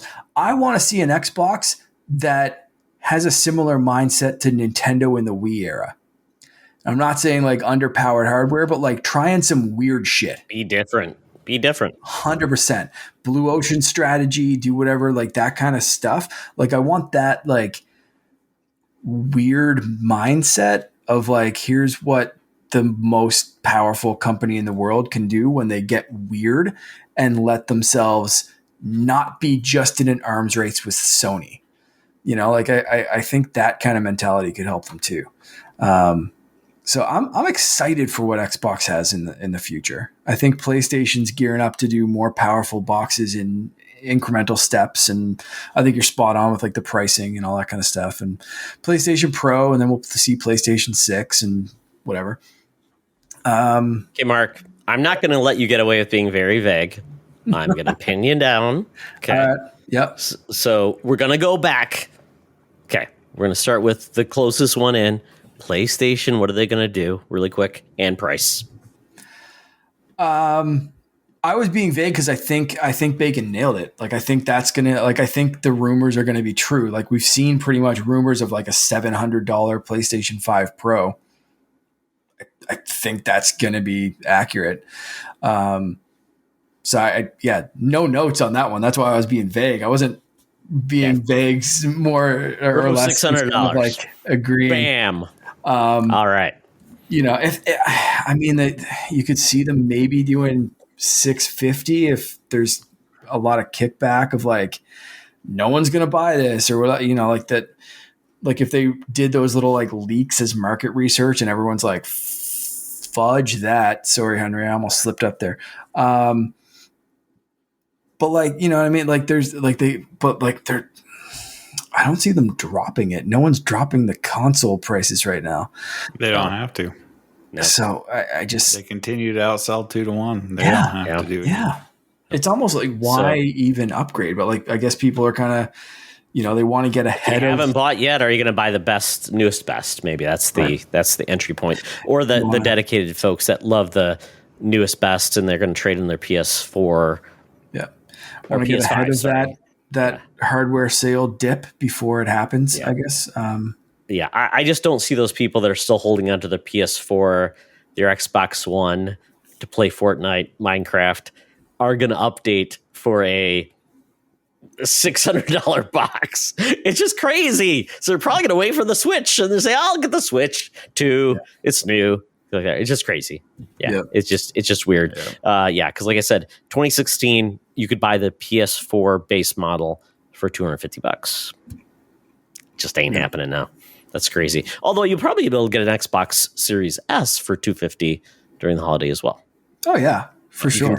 But you can still buy and then Switches never drop their price. Ever. They'll do that, or you'll see more Amazon bundles or whatever. Like you'll see, you'll see that. That's like the 2 entry points, right? Like those will be cheap for the holidays, and then anyone that wants something more powerful, it's not, you know, mom and pop kind of like buying those things. It's not like the casual gamers. It's us who will sell other things to do this and sell our kidneys to get, you know, something more powerful or with a shinier sticker on it or something, like, you know what I mean? Like it's that, like, it's that kind of crew that's like going to be excited for this and talk about it on podcasts and put the money up. So they know that we will like, oh, $600 versus $700. Well, okay, cool. I won't do this for a month and then I'll have $700. Okay, cool. Let's do that. Well, I'm sure Sony's trying to get out of the physical game market too, because we all know with physical games, they get the sale one time, then it goes to GameStop and then it changes hands 30 times. So if they make the price of the physical version of the PS5 Pro almost exorbitantly high, then people are going to buy the cheaper model and then continue to buy digital games. So then they're getting multiple sales. GameStop is probably the worst thing for these guys because, you know, like I said, you only get the sale one time. Yeah, 100%. That's why the Series S has always been digital, and then we got a Series X that's digital is now too. So it's essentially Nintendo's the only one that has not released a digital-only system. So we'll see if that happens. So Mark, Xbox, what are they doing? Like I said, man, I think they're getting weird. I could really see the Xbox Series X dropping in price in a couple of years if they're launching some new hardware, a year or two, whatever it is. I could see the Xbox Series S just kind of going away and being replaced by those weird little Amazon bundles and that kind of stuff. Bundle it with a controller. Here's your streaming stick. I'm so up in the air on an Xbox dedicated handheld. Because on one hand, I think you have the ROG Ally and that kind of stuff that advertises with like Windows 11, Game Pass, get all your games here. Why are they going to make their own setup for that when you have these things that people already like and can do a bunch of stuff? And that's why I'm wondering if they're going to focus on a Microsoft store, more stuff on Game Pass, just Game Pass everywhere, right?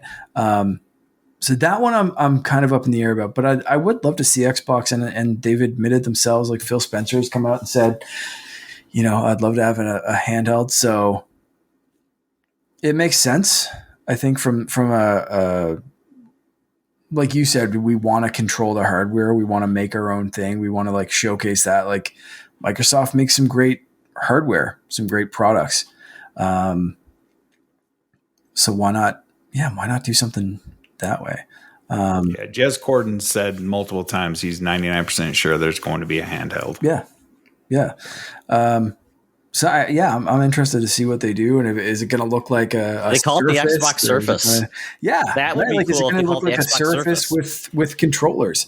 They make some really cool hardware, man. That's my son just got the he got the Snapdragon Windows laptop from Asus. He almost got the Surface laptop. It's a very nice piece of kit. So I mean, they can make some good stuff, and using the Surface line, calling it Xbox Surface, kind of denotes a different approach to their gaming profile, which could be interesting. And gives that kind of like premium, because like the Surface stuff can be like pretty premium kind of looking, and it's and if they pitch it the right way, like it could be, if they go with a Surface, I'm really curious if they will it be more of an Xbox, or will it be a gaming PC handheld? You know what I mean? Like there's a distinction there, right?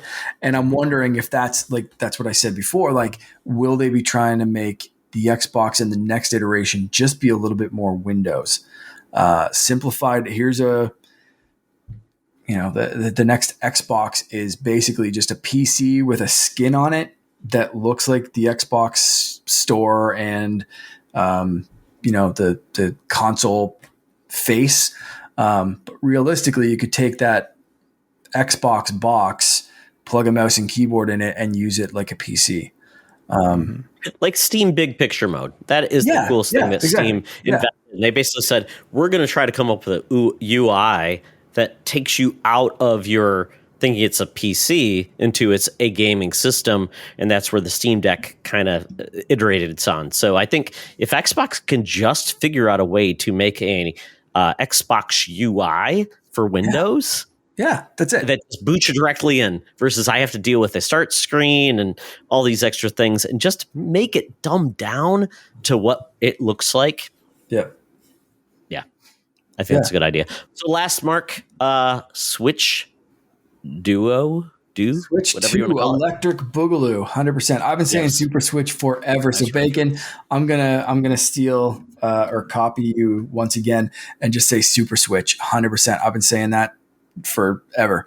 I don't know. I think I'm still nervous about the rumors about a magnetic Joy-Con thing. I just the Joy-Con feel wiggly enough as is. They're solid. Finn dropped my Switch. One Joy-Con flew off. I plugged it back in. It was fine. It's like, the Nintendo builds toys that are meant to hold up against kids. So that's, but like a magnetic one, I'm just like, I don't know, that there's weird rumors about that kind of stuff, but Nintendo does weird stuff. They do what they're going to do. I think they're going to launch this.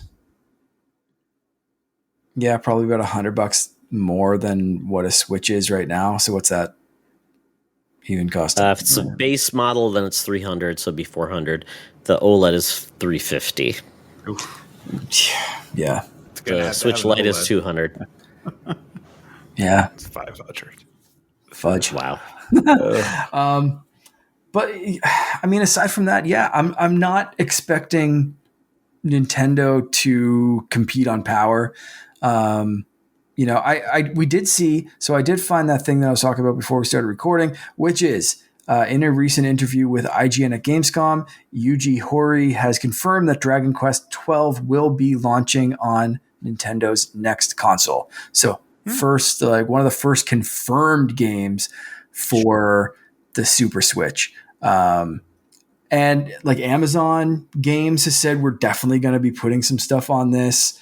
So you have like industry players that are saying like, something more powerful that can dock and go handheld and all that kind of stuff and has that Nintendo magic. Cool, we're in. And I think the Switch being so successful And having seen what happened between Wii and Wii U, I think this is going to be Nintendo's safe bet sequel. Like, I think this is going to be the Super Nintendo to the NES. I don't think we're going to have another like big weird swing, because I don't think this is the time for that, you know, economy wise, just like where the marketplace is.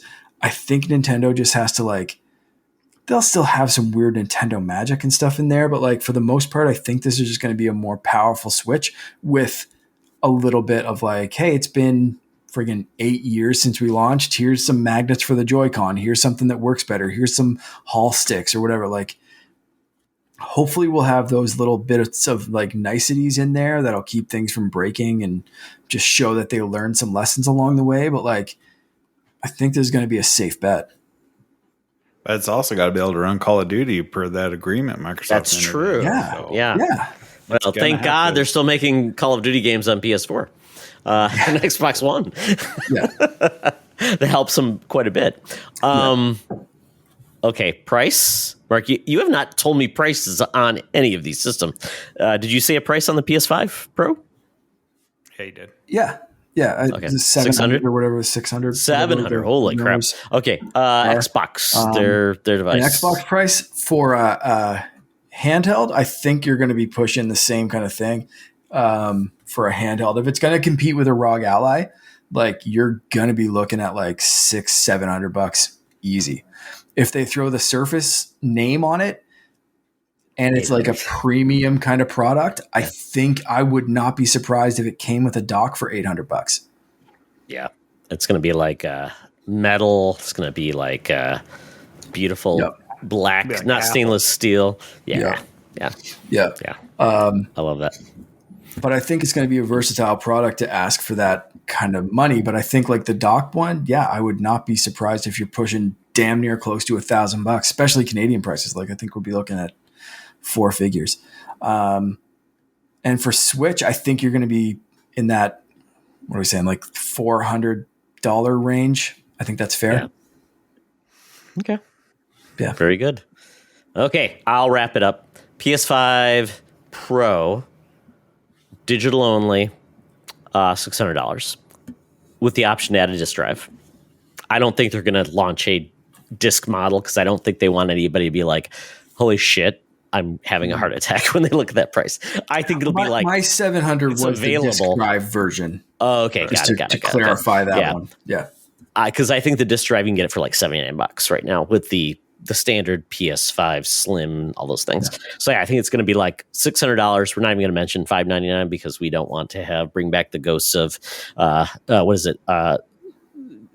Crab. What was it? The historic crab attack with Kazurai, all the stuff from the PlayStation 3 Direct that was bad. Yeah, we don't want to do that. $599 Ridge Racer. Don't want to do that. So I think that's going to be fine. I think it's going to basically say we're going to get you to like 60 frames per second. Maybe we're going to do some of that up-res, the AI stuff that maybe gets you to 4K. But I think that's all it will be. I don't even think we're going to get that nice update to the PlayStation DualSense, which would have been great. But I don't think they're going to do that. I think it's going to be, that's what it is. And then it's going to have the 3 stripes like Adidas. So that's what we got there. Xbox. I think this is going to be their platform. It's going to be, if you want a cheap Xbox, go Xbox Cloud. We're going to offer a tier, $10, stream with Game Pass on your devices. That's going to be the cheap entry point. I don't think there will be a Xbox cheap entry point anymore. I think it'll be like, because it didn't do much for them. I think their mid-tier is going to be, it's a dockable system that is a hybrid system like the Switch. It's going to be $600 and it is going to be refined. They're going to take a hit on the cost, but it will be an update over the Steam Deck or the ROG Ally from a hardware perspective. And it'll run great and it'll be refined. It may open up to other game stores. I'm just not sure if they're going to get there right away. And then I think if you want high end, they can't say this, of course, 'cause it sounds horrible. If you want a high end gaming, and there's a PC, but I think PC will be where Xbox is. There are other systems that do high end gaming that you can play elsewhere, but you'll have the best experience in a hybrid device on our systems. I think that's the best way they can say it. I think it's going to be $600. Nintendo is going to do some weird stuff. I think they're going to play it safe, but they're going to add a camera finally to do AR, bring AR back in their system because they haven't had a camera forever. I think it's going to add some interesting ideas with AR like they had on the 3DS, which is cool. I think if it is going to be a detachable device with magnets, I think it's going to bring back the Nintendo Health Sensor, whatever they called that, the Vitality Sensor, where they're going to be able you're going to be able to get your health sensor from it. I think that becomes a health conscious thing. That's probably it. And maybe they do something where it senses your sleep with Pokemon Sleep with your system. So you can sleep by your system. You can be best friends, sleep next to your bed. It's great. And I think it will be around $400, which is frustrating because that is not an instant purchase for most families at $400.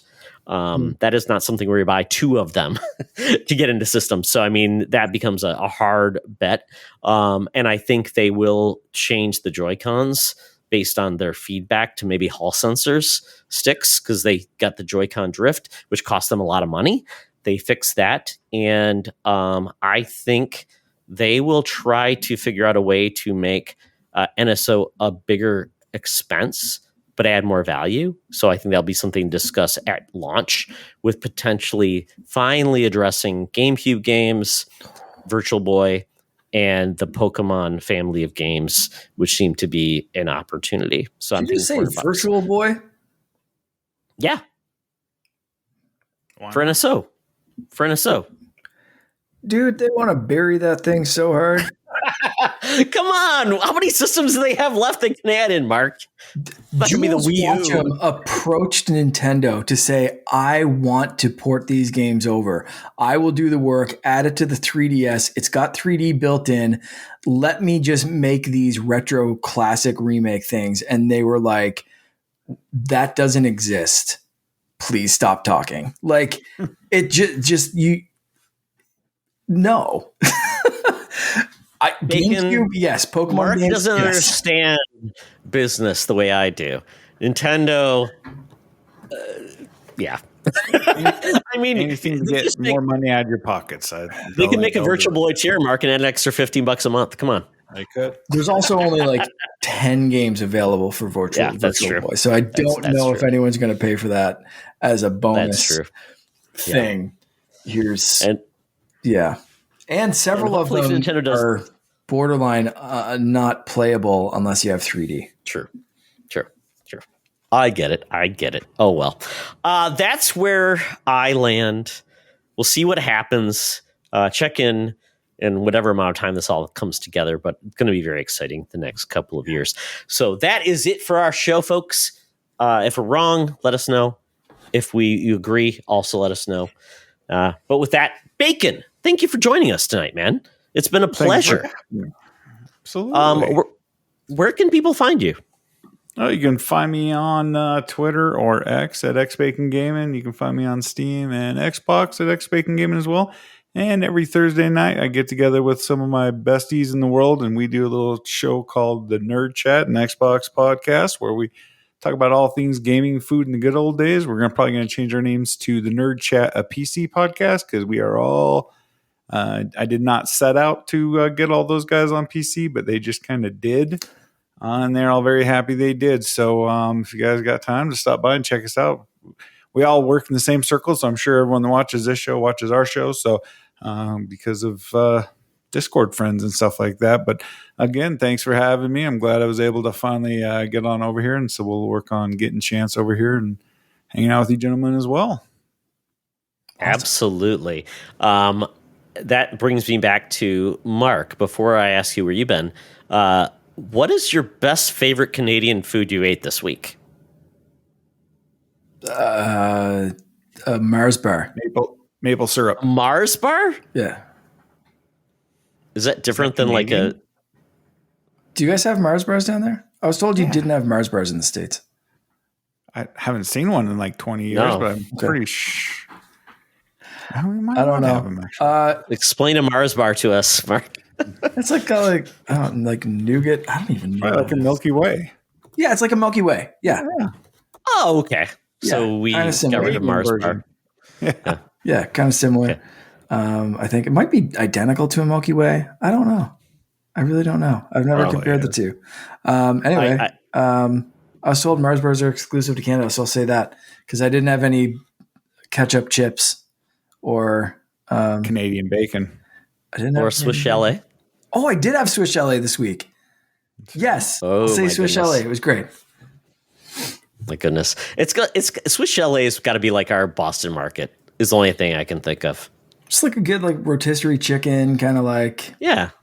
Sounds fancy. Mashed potatoes. Yeah. rotisserie chicken. Party. I had rotisserie chicken and ribs. It was good. Okay. Yeah. Perfect. Yeah. So say Swiss chalet. Okay. Great. I was just trying to incorporate the nerd chat discussion because they always ask. So We talk a lot about food. yeah, absolutely. And None bad of it's food. good Good food food. Yeah. Questionable choices. Yes. Oh well. All right. And then Mark, where can people follow you after they learned you eat Mars After bars? you can follow me in my Swiss chalet adventures on mostly Instagram, Threads, and Discord at Canardian_Jedi. Excellent. And you can follow me at Toxtra on Threads, at Secret Friends Unite at Threads. The best food I ate this week was the food I made. I made a gluten-free lobster roll for my wife, and she loved it. Wait, okay, hold on. There you now. go. You locked me into a regional variant of like best food. Is that like you can't say lobster roll is like best American food? Did you have anything that was like screaming like America, like you deep fry an eagle, or like what'd you have this week that was like Deep fried eagle. That's deep fried eagle.